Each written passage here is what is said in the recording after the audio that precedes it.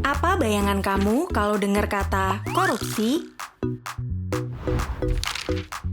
Kasus miliaran atau triliunan rupiah? Gak cuma kasus besar, korupsi justru mulai dari yang kecil. Dari ngasih uang suap sampai nerima titipan di tempat kerja. Udah kayak benalu, korupsi mengakar dan nyerap gizi si pohon. Jadi, pohonnya susah tumbuh deh. Gak mau kan ini kejadian terus di Indonesia? Benalu harus cepet dibasmi. Celah korupsi harus ditutup, supaya gak makin subur. Buat mencegah, pertama, kita harus tahu dulu dong penyebab dan gimana cara cegahnya. Ini nih alasan kenapa ada survei penilaian integritas atau SPI. Lewat survei ini, kita bisa metain celah korupsi di berbagai instansi pemerintah. Ini dia, rumus buat hitung hasil survei. Tenang aja, kita nggak bakal bahas rumus ini kok. Kita pakai perumpamaan aja biar simple ya. Coba bayangin, untuk tahu cara nanganin benalu, kita nanya nih ke 3 tipe orang. Yang ngurusin kebun, yang nikmatin hasilnya, sama ahli benalu.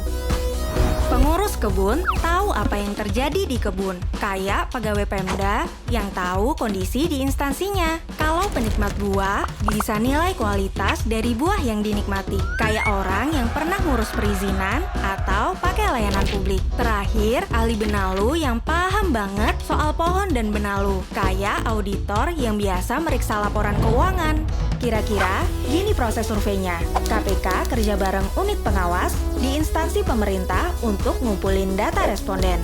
Terus, KPK pilih responden secara random dan anonim dari 3 kategori yang disebut tadi. Responden ini akan dikasih link untuk isi survei. Hasilnya, keluar deh rekomendasi KPK.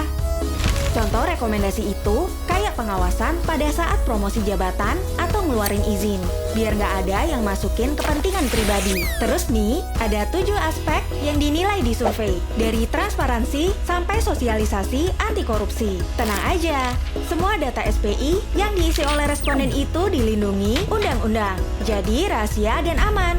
Hasil survei ini nantinya buat tahu celah korupsi di tiap instansi pemerintah. Dengan nutupin celahnya, percaya deh, perlahan kita bisa kurangin korupsi sampai nggak bersisa. Dengan begini, kita bisa merawat Indonesia untuk tumbuh dengan baik. Ingat, semua orang bisa jadi korban korupsi tanpa disadari. Tapi, semua juga bisa berperan untuk nutup peluang korupsi. Yuk, berani mengisi, habisi korupsi.